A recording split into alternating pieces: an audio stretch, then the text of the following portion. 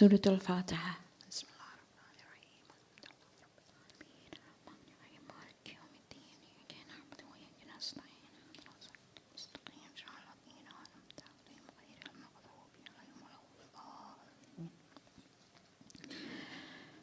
أعوذ بالله من الشيطان اللعين الرجيم بسم الله الرحمن الرحيم الحمد لله رب العالمين ولا حول ولا قوة إلا بالله العلي العظيم إن الله وملائكته يصلون على النبي يا أيها الذين آمنوا صلوا عليه وسلموا تسليما اللهم صل على محمد وآل محمد وعجل فرجهم ثم السلام على آله الطيبين الطاهرين المعصومين المظلومين ولعنة الله على أعدائهم الأجمعين إلى يوم الدين صلوات اللهم صل على محمد وآل محمد وعجل فرجهم رب اشرح لي صدري ويسر لي أمري واحلل عقدة من لساني يفقه قولي قال الله سبحانه وتعالى في كتابه المجيد وفرقانه الحميد بسم الله الرحمن الرحيم ربنا ظلمنا أنفسنا وإن لم تغفر لنا وترحمنا لنكونن من الخاسرين صدق الله العظيم صلوات اللهم صل على محمد وآل محمد وعجل فرجه السلام عليكم ورحمة الله وبركاته. Now the ayah that I just recited is from Surah Al-A'raf, and it's the first dua that the human being made. So there's Prophet Adam, right? I'm going to tell this story like I tell children. So Prophet Adam is in Jannah. Everything he wants is at his fingertips. And then he sees this woman. And he says, Ya Allah, she's cute. My words, okay? She's cute. He said, yeah. He said, tell her to come. He said, no. You go. She's not going to come. So he goes. Can I live with her? Yes. They get married. They live together. It's Jannah on earth. Imagine your honeymoon. You're on this balcony with your drinks and your umbrella in your drinks, looking at the sea, sunset. No? Oh, you're smiling. Okay, there you go. I want this to last forever, he says. This is what I want out of life. Obviously, he didn't see further, but this is what he could see then, right?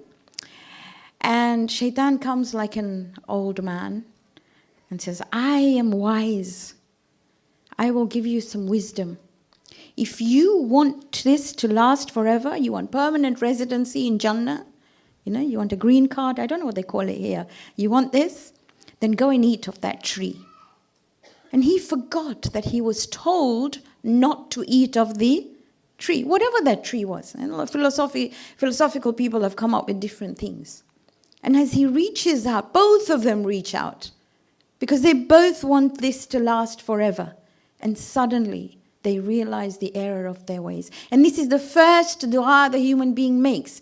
Rabbana dhalamna anfusana. I've been unjust to myself. Wa illam taghfir lana. If you do not forgive us, and you do not have mercy on us, lanakunanna min al-khasirin. We will be of the losers. Now I'm going to talk about this month first. This is the month of Rajab. My goodness.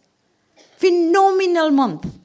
So if you don't take anything back, because normally when people come to Majlis, they say, pero bas kai hatu, kai fine not to Majlis, right? Or something like that. But do sambrili dame pella. That's what you say. So Rajab, 3 things. Istighfar, Tahleel, which is La ilaha illallah, and Suratul Ikhlas. But this day, 15th of Rajab, and you know what, don't tell me, okay, I'm Baki on Khoi, and I follow yesterday, and it doesn't matter. We are here together, and today we are commemorating 15th of Rajab. So when Prophet Adam was asked, "Oh Adam, what is the best day in the year?" He didn't say Laylatul Qadr. He said 15th of Rajab. It is known as Yawmut Tawbah, the day of Tawbah. The day when your Tawbah it's accepted. And it doesn't matter how far you've gone. It doesn't matter what you have done. We all read through the Zumar. Ya ayyuhalladhina amanu. What does it say? La taqnatu mir rahmatillah. Oh, you who have done zulm on your nafs, never despair of the mercy of Allah. Rajab is this month to do istighfar. That is why, as a child I remember, whenever Rajab came, we would say, Dadini dua. Do you say that? Dadini dua. No, you don't say it. Yaman arjuhu likulli. I used to wait for Rajab. I didn't know then that you could read it throughout the year. To me, Rajab was about Dadini dua. Yaman arjuhu likulli khair. One from whom you expect the best. Wa amanu sakhata wa inda kulli shar. Keep away the word. This was just not a ritual. Harrim shaybati alan nar. Keep my old age away from the fire. It's only when I turn 64, I'm 64 now, I think, oh God, old age, yes. Keep it away from agitation and from the fire. As a child, it's what you look forward to. But Rajab is in preparation for Shaban, Shaban in for Ramadan. But Rajab is there to clean the slate. Even the young people will tell you, you do not put makeup on until the old one is taken off. Otherwise, you just cake yourself out. This is what Rajab is about. So today is Yawmut Tawbah. It's about all this. I'm not going to go too much into this. But there's Imam Sadiq. Can we have a salawat? Allahumma salli ala Muhammad wa ali Muhammad wa ajil farajam. He says, there is no person whom Allah did not forgive when that person just felt ashamed of their misdeeds. When a human being, and I'm saying this verbatim, when a human being feels ashamed of their faults and asks for forgiveness, Allah forgives all their sins. I repeat, all their sins. Like I said, I mentioned again, Quran. If you don't go to Hadith, I go to Quran. Ya ibadi alladhina asrafu ala anfusahum. I just mentioned it. La taqnatu mir rahmatillah. Don't let anyone tell you that you're unforgivable. So today it's not amazing that Imam picks on 15th of Rajab. And we do Amal Dawood. Now I have had umpteen messages, and I mean that. You can have a look at my phone, go through the string, and everybody says, isn't there a short way of doing this? Well, I don't know. There are people who tell, it doesn't matter. It is a mustahab amal. It is an amal that is a combination of Quranic surah and du'as. If you can't do them, just read through to the class 3 times and recite the dua of Dawood. But I'm going to talk about it just for 2 seconds so we know what it's about. So who's Dawood? Her name is Fatima. Fatima used to nurse Imam Sadiq. Nurse means she gave her breast milk because at that time that was a thing that was done, and maybe mom wasn't well. I don't know. Okay? So she nurses her. Now when you nurse someone so that the flesh grows, this is fiqh by the way, you know that their children become like your brothers and sisters. Right? They're known as foster brothers or sisters. So she finds out that Imam is not well. Imam is sick, so she goes to visit Imam. And Imam says, how are my brothers and sisters? And one of them is Dawood. That's why she's known as Dawood. She says, I don't know. He's been apprehended because he's an Ahlul Bayti. He's been apprehended by Mansur Dawanaki. Let me tell you who Mansur Dawanaki is. Do you know it is makruh to sleep in Baghdad? Why? Because the buildings are made out of the blood of Sayyids. That's what Mansur Dawanaki did. He says he's been apprehended by Mansur Dawanaki. I don't know whether he's alive. I don't know whether he's died. I just don't know. So Imam tells her, fast on the 13th, 14th, 15th. Now those of you who can't fast, just make a niyyah, no? Eat less. Make a niyyah when it comes to time to take your medicine. Take your medicine. You can't fast, it's okay. But that's your niyyah, that I want to do Amal of Dawood. 3 days fast. On the 15th, do ghusl. Can't do ghusl, do it later, it's okay. And then Imam said, recite these amals. Do these Quranic surahs. Sayyid ibn Tawus says, I have seen no mother who has recited this, who has done this amal, and that the children are not free of their difficulties. That's what he says. So this is what Dawood is all about. And she says that when she finished the amal, she's felt a sense of peace. There are two riwayah. One says this, and she says a week later, at her door is Dawood. And she said, what happened? And he said, I was in a high security prison. Suddenly, the guards come, they release me. Not only do they release me, Mansoor Dawaniki gives me compensation and a horse to take me back home to you. And I don't know what happened. I can tell you what happened. Amal of Dawood. It's a phenomenal amal. There's a lot of recitations. Now, somebody will tell you, don't read too fast. And then you get the moms who tell you, please read fast so we can go and pick up our children. So I'm not sure what we're going to do, but I'm sure we'll come somewhere in between. So can we have a salawat, please? Allahumma salli ala Muhammad wa ali Muhammad wa ajil faraja. But before I go to Sayyida Zaynab and her legacy, we're going to look at this concept of istighfar. Problem is, and that's my problem, not yours, that we have taken it as just astaghfirullah rabbi wa atubu ilayh. In fact, in between the two sujood, astaghfirullah rabbi wa atubu ilayh, we haven't understood, at least I haven't, and I need to go over it again and again just to be able to remind myself what istighfar means. So ghifar, when you think of istighfar, think of ghifar. Ghifar is a helmet that a soldier wears to protect his or her head. Istighfar literally means that I am asking Allah to protect me from my own sins. Because it's me that it affects most. I might think I'm doing stuff to everybody else, but at the end of the day, it comes back to me. And that's what istighfar is all about. There's loads of other things, but let me tell you one. I'll just give you one hadith so that you can remember it in your head. So Imam Ali was sitting with his companions. I've said this so many times, but it's good to repeat. Sitting with his companions, and one says, Ya Ali, children. Some riwayah says they ask for children. Some says, my children, I need them to be okay. I really want you to pray for my children. Imam says, do istighfar. One says, rizq. So today life is so difficult. Rizq, Imam said, do istighfar. One says, everything I do, there's no success in the matters I do. Imam said, do istighfar. As soon as they go away, the companion says, Ya Ali, different ailments, one dawa.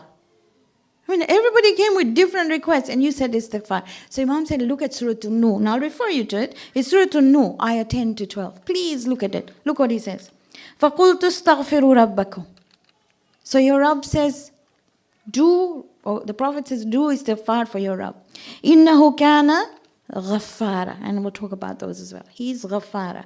يُرْسِلُ السَّمَاءَ عَلَيْكُمْ مِدْرَارًا. He will open the heavens up for you for rain.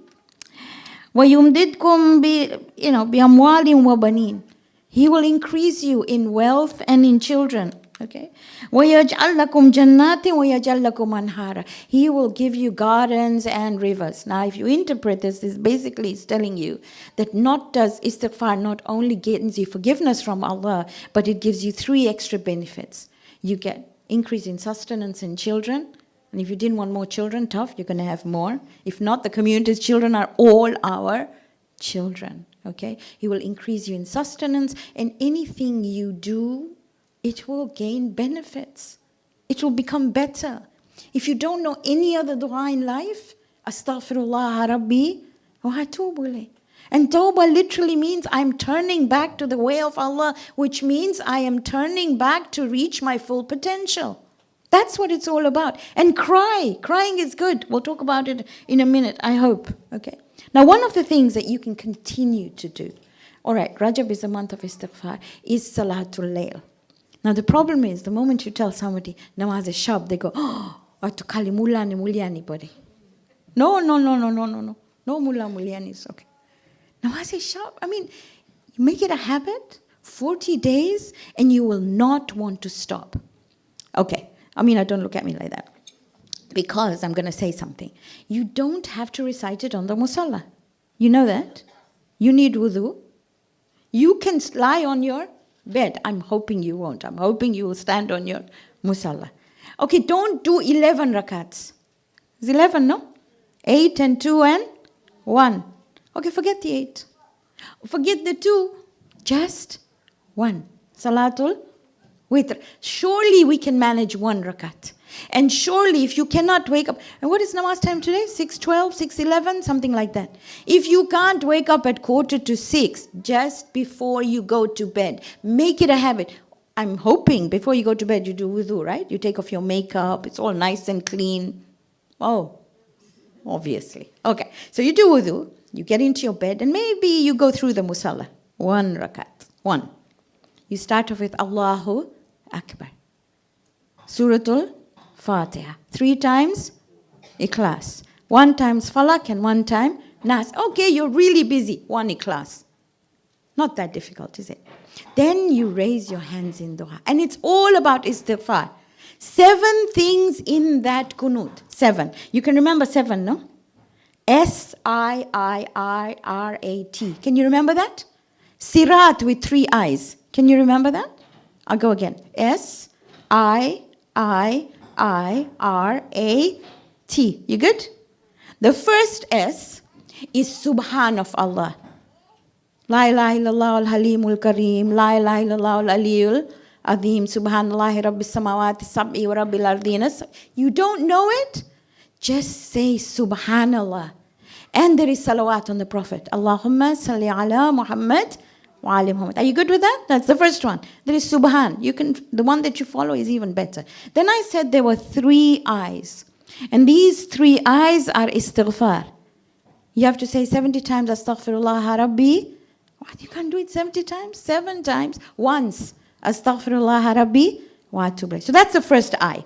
The second I is istighfar for everybody else. Allahumma ghfir li kulli mu'minina wal mu'minat. Now that's the shortest. But you're told, write 40. Wouldn't it be lovely to be on somebody's shab list? So when you sit here today, you think, you gotta remember these people. So Allahumma ghfir li so-and-so, whatever. My mother used to tell me that she went through continents. She said Africa, America, and I'm thinking, oh my God, I could barely manage Stanmore, right?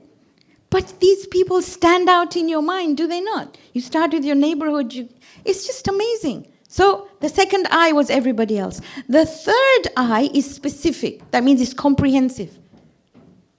Because it says, لِجَمِي ظُلْمِي وَجُرْمِي وَإِسْرَافِي عَلَى nafsi wa atubu ilayh. Now you're being really specific. Before it was general, astaghfirullah rabbi wa atubu ilayh. But the third I was, Ya Allah, these are the things I have done.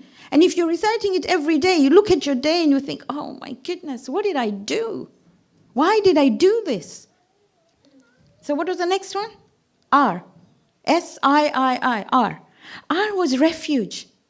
هذا مقام أعوذ بك من النار. This is the place I take refuge from the fire. 7 times? Once, all right. Then what did I say? A. A is af. Al-af. You say 300 times? Doesn't matter. 3 times, 1 time, doesn't matter. Al-af is, Ya Allah, I have done so much wrong. Can you rub it out so it's never seen again? Bury it in the deepest of oceans and don't go fishing. Khalas. Now, the way you know you've been forgiven is if you stop telling anybody else about something. Oh, you did this so many years ago. Khalas. It's finished, no? It's over. You do that with your children. I do that, right? If they do something, say, you did this the other day. It's done now. They can't put it right. You're hurting them. It's finished. Okay, T, what's the last one? Oh, come on. That's Tawbah. The last one is Tawbah. So can you remember those 7? It's not difficult. And then just ruku, sijda, and khalas. And then if you're really good and you really like it, the most beautiful dua is dua hazeen. Unajika ya mawjudu fi kulli makan. You know, najwa, munajat is not something recited on here. Najwa is a secret. Unajika, I call upon you, the one who is present everywhere. Fi kulli makan. Laqad adhuma jurmi wa qalla hayai. I have done so much wrong and my shame is so little. Now you don't want to read it. If you don't read it on your musalla, get into your bed and talk to him. Unajika, I want to have a secret conversation with you. It's one of the most beautiful du'as that exist. It is taught by Imam Sajjad, Imam Zaynul Abidin alayhi salam. Allahumma salli ala Muhammad wa ali Muhammad wa ajil farajam. So in essence, this is what you and I can do to be able to fulfill the rights of Rajab. I think I've got some time. So we're now going to go and look at Sayyida Zaynab, because this is her day, it is her wafat, and we will look at her. Now, just as a preamble, human beings generally resist change. We hate change. We like things as they are. When somebody brings about something new, it's really got to be marketed well. Otherwise, we don't do it. Do you remember the hijabs we used to wear? Have you any idea what we used to wear? A skirt and then that thing on top. My mother used to wear it. Do you remember this? And then they came up with my square scarves. And then now you have these shellas, which you go round and round and round, right? I don't even know how to do it, but you do it. And because you liked it, it was marketed in a beautiful way, we accepted it. So the prophets and the Aimma, that's what they were sent to do. To be able to make social change so that every human being could reach their full potential. The communities you and I have were built so we were able to bring ourselves to be the best. That's why we are here as a community. It was where nobody was judged. It didn't matter. We were there to help each other. That's what it was all about. And when the Prophet came, you can imagine, in that little bit of time that he was there, he only lived for 63 years. Until 40, literally there wasn't much. So you're talking about 23 years. 40 was a character building exercise. But it was 23 years in which he changed a whole community. And he changed the community towards three things: being trustworthy, being truthful, and more than anything else, rahmatul lil alamin, being kind. The underlying thing was kind, kind, kind. That's what it was all about. By the way, that noise is beautiful because it tells me we will have more classes to have workshop in. Okay, can we have a salawat? Muhammad wa ali Muhammad wa ajil faraj. So the aim for you and me here are two things, which is the aim of Majlis. I will go to Gujarati soon, Masahib, okay? So, two things. One was that inwardly you turn towards Allah. We all go through difficulties. Absolutely every single one of us goes through difficulty. We go through something called musibah. Musibah in Arabic is something that targets you where it hurts you the most. And what does Allah say in the Quran? Those who go through musibah, what do they say? قَالُوا إِنَّا لِلَّهِ وَإِنَّا إِلَيْهِ raji'un. They know they're from Allah and to them He will turn back. But outwardly, to be able to have social justice, to be able to assist each other. I'll go into some of the things. For example, when the Prophet was asked, who is the best of human beings? That was when the ayah was received.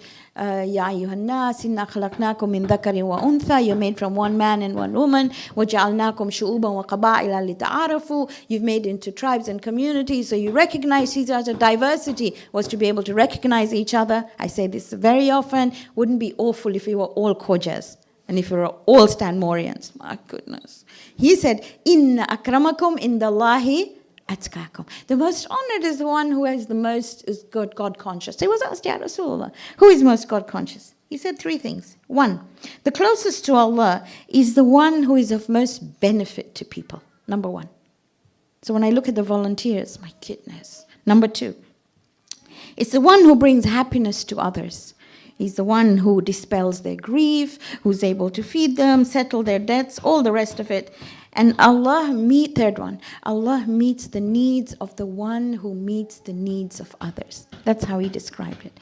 And thus, that was this community that Sayyida Zaynab brings about. So I'm going to go into little bits and pieces so you can bring about what she did. First of all, let's look at Imam Sadiq. Okay, this is because our community goes here. So Imam Sadiq is doing tawaf with someone. Now you imagine, you're with Imam. You're doing tawaf of the Kaaba. I mean, it must be an awesome place to be. Suddenly there's a man who calls this person and says, I need your help. He's calling him. And he's telling that man, wait. Can't you see where I am? Doing tawaf and with Imam. When they're on the second tawaf, Imam tells him, What's happening? He said, he can wait. He wants to see me, but he can wait. Imam comes out of his tawaf and he goes to see to the needs of that man. And he tells the Kaaba, "Oh Kaaba, I know that you are great. I know your position is great. But to help another human being is even greater." Now sometimes we fight. Amari jaga, tari jaga, amaru. I have to get to Amal first, my Quran, my... Are you serious? When we come out, I have to get my shoes. It doesn't matter who I push. When I come into the mosque, do I put my shoes on a shelf or not? Do you know how many people trip over it? But we rush because it's our place. I'm talking about me, okay? And here we see the importance of what Sayyida wanted to do, what this majlis was all about. It was all about humanity. That is her legacy. Her legacy is this majlis, is it not? She saw within all this difficulty she went through the beauty of you and me sitting here. Ma ra'aytu illa jamila. I went into the bathroom just now, and on the mirror it says, I see nothing but beauty. I think it said when I looked at it. But Sayyida Zaynab was asked in the court of Yazid, Ma ra'aytu illa jamila. Why? Because you and me could sit here. Two purposes. One, it's called jahlul murakkab. You know what jahlul murakkab is? It's compound ignorance. It means I don't know what I don't know. I'll give an example in workshop. So the teachers say, oh, we're going to teach the older classes. They've gone through the whole syllabus. They know everything. I say, go back to Salah. They say, but when we teach them Salah, they say, we know everything. Ask anyone. Ask any topic and they say, Ahbaddu sambre luche. And Quran says, enough atid dhikra. To repeat is important. So when you come to a majlis, A, you are enticed with emotion. That is what brings us here, no? Sayyida, forgiveness, Farsha Hussein, sit for a little while. And you're enticed with that, but you're taught stuff, you and I both. We are taught here stuff that we thought we already knew, yet we do not know it. And she saw that opportunity, so she established it. I mean, he gave the sacrifice. He taught you and me, Sayyida Shahadat taught you and me that the idea of life was to be free. That's why it's known as Abal Ahrar. You're not bound by anything. Neither are you bound by community or family or anything. You are to be free to reach your full potential. You can't say to Allah, I didn't do this, kanke mari saasu mane na karwa didi. Has no excuse. Kanke bacha kabul na kera. Really? Are you serious? No. You and I will go alone. And you and I need to know that that's what this majlis was set up with. So Abu al-Ahrar taught me that. When he faced that community of Yazid's army, did he not say, it doesn't matter if you're not Muslims, at least be free as human beings. What's wrong with you? Why aren't you being a human being? And Sayyida Zaynab was the marketing director. My God, did she do well. She got you and me to come here. Otherwise, on a Tuesday morning, we are so busy. We don't have time. But we actually came because something about her drew us into this majlis. And that's basically what majlis is about. Now, how did she do it? And still got some time. So I'm going to go through how did she get there. She's known as Sabira, is she not? Which is known as somebody who has sabr. 100 times in the Quran. Sabr is mentioned 100 times. You've all read, وَاسْتَعِينُوا بِالصَّبْرِ وَالصَّلَاةِ إِنَّ اللَّهَ مَعَ الصَّابِرِينَ. Ask for help through salah, submission to Allah, and sabr. Now, mostly when people are asked what is sabr, they say, no matlab, sabr rakhwanu, patience. It's not patience. Patience is the last thing. The first thing is consistency. Keep on doing what you are doing. Number 2, perseverance. Don't stop. Like Hajra, keep on.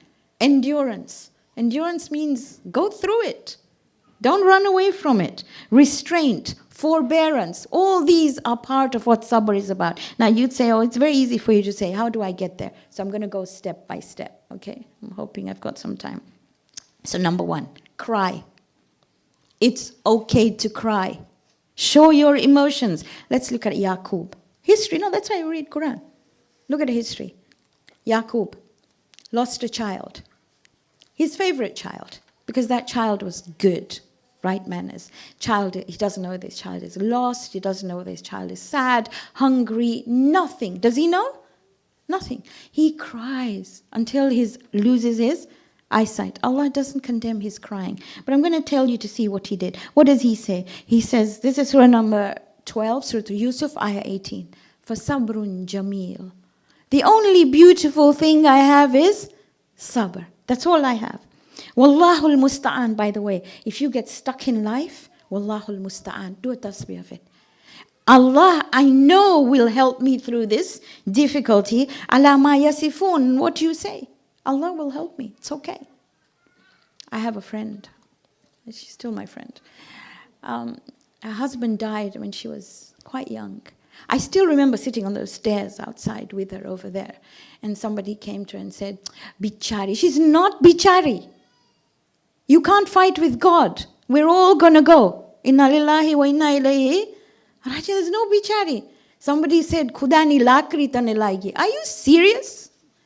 Where have we become judges? One judge position taken. When empty will all apply. Somebody told her, you're not allowed to wear jewelry. Where did you see that? Because your husband will get upset. The ring he gave you, you can't wear. Are you serious? You have to continually wear black. Are you serious? You know to wear black is makruh. Okay, don't write. Because last time I said this, you wrote to all the Maraj's office. You're supposed to wear black when you cry for Sayyida Shahadat. You're supposed to wear black to cover yourself up because it's the thinnest color that will keep you. If you have material which is black, it will cover you up. But you don't have to wear black. I remember being invited to a Majlis, a 40th Majlis, whatever it was. And I was actually phoned and said, please do kind dark color perje. Why? Why? Yes, Majlis for Sayyida Shahadat is different. But for a human being, these are things, we impose our own things on people. Well, Yaqub was told by his son, 1285, if you don't stop remembering Yusuf, go away, he's gone. Forget about him. You will kill yourself. What does Yusuf say? Innama ashku bathi wa huzni ilallah. I only complain of my grief and sorrow to Allah. Bath is old grief. Huzn is new grief. So he's telling his sons, I'm not complaining to you. I only complain to Allah. And He knows, right? He says, He knows min Allahi ma la ta'lamun. I know from Allah what you do not know. So number one, sabr means cry. Cry on your musalla. It's okay. Don't complain to people. They get fed up. Second thing, shukr. Do shukr. Okay, let me give you an example. Prophet Musa challenges Fir'aun, hundreds of thousands of Bani Israeli brings out, right? Does he not? Brings out, they're hungry, they're thirsty, they're homeless, they're traumatized psychologically. They're really traumatized because their first sons were all killed by Fir'aun. Many of them, they were humiliated because they were made slaves. Yes, we all know this about the Bani Israel. And they were oppressed. Now he's bringing them out, and look what Allah says. This is Surah Ibrahim, ayah 7. وَإِذْ تَأَذَّنَ رَبُّكُمْ. And this is what your Rabb is telling you to do. لَإِن شَكَرْتُمْ لَأَزِيدَنَّكُمْ. Now I'm telling Allah, Ya Allah, these people, refugees, homeless, nothing, traumatized, you're asking them to do shukr. Oh, really? And he says, yes. I'm asking them to do shukr. That changes things. You know, there are very many ahadith. I'll tell you just one story about this man who goes to the haram of Imam Ali in Najaf. And you know, you go there, everything is sorted. So he goes there and he says, Ya Ali, I don't have any shoes. I just want shoes. I'm not asking for more. Just a pair of shoes. I forgot to tell him, come to my house and I'll show you how many shoes I have. Okay? Oh, you don't have them. I'm talking about me. Okay? So, shoes. He just wanted shoes. Goes in the haram, Ya Ali, shoes. I just want shoes. And when he comes out, the first thing he sees is a person without legs. Says, Ya Ali, I don't want shoes. I don't want shoes anymore. I just don't want them. Today, when you and I are sitting here, we've heard of an earthquake, have we not? Damascus, Turkey, right? A lot of the parts of Syria, Damascus felt it, and we saw also the pictures. I mean, I sit here and I think, when we come to a majlis, maybe we should do something about it. You can't just think. Yes, raise our hands in dua for them, but we've got to do something. And these are things that happen when you say shukr. The moment I hear that, do I not do shukr for the stability I have here? To complain about that noise was no complaint. Can you imagine the shaking of a building? This didn't even shake. It just made a bit of a noise. So it's really important. In difficulty, do shukr at what we have. We have so much, absolutely a lot. What does that shukr do?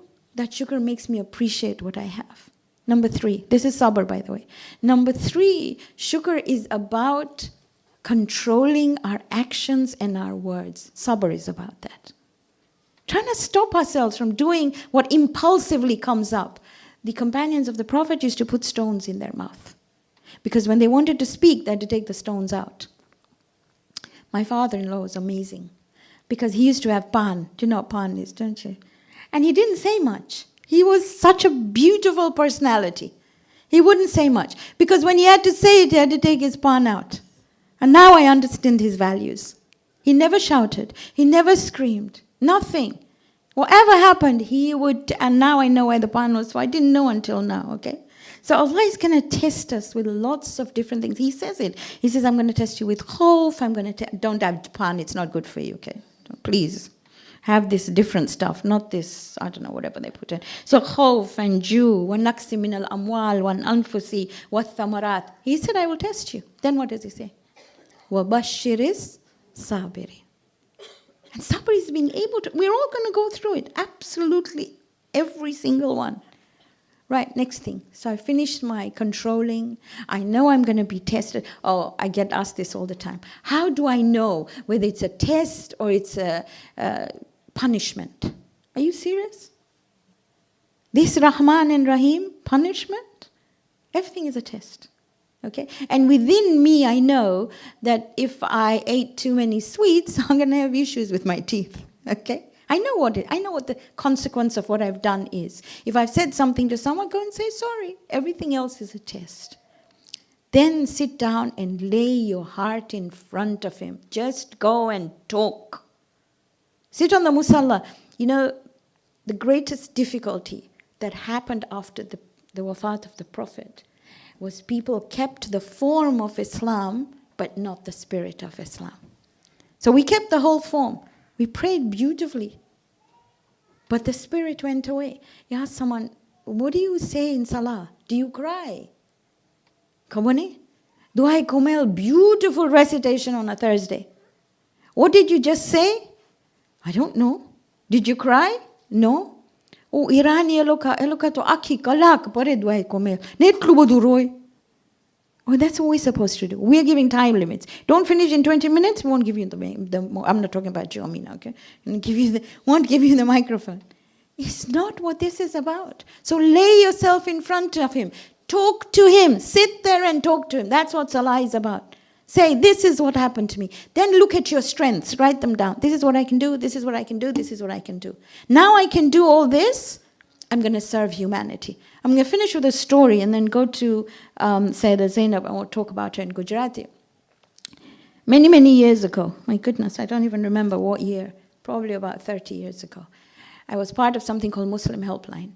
And I was called to go and visit a woman in Harrow. And I remember exactly where she lived. I was supposed to go and see her because her husband had died in an accident. She was barely 30, if that. And I remember walking into her flat, and there's all these tiny children, possibly all under 7 or 8 years of age. And I walked in, and she only spoke Arabic, and she said, and I said, I don't know what to say. I had no words. She didn't know where her husband was buried or was going to be buried, where they were taking his body, because we have a beautiful community. She didn't. He died in an accident at work. She had no idea. So take that in mind. She doesn't know where she's going to go. She's got no one but her husband. She doesn't speak the language. She's got no support. I remember going in saying, I don't know what to do. And she said, are you Shia? And I said, yeah, I am. She said, read Quran. And do shukr that he gave me 5 beautiful children. Can you not do shukr? I have never felt so small in my life. That humility taught me a lot. Okay, fast forward 20 years. And I went to some conference in Manchester. And guess who I see there? I see her there.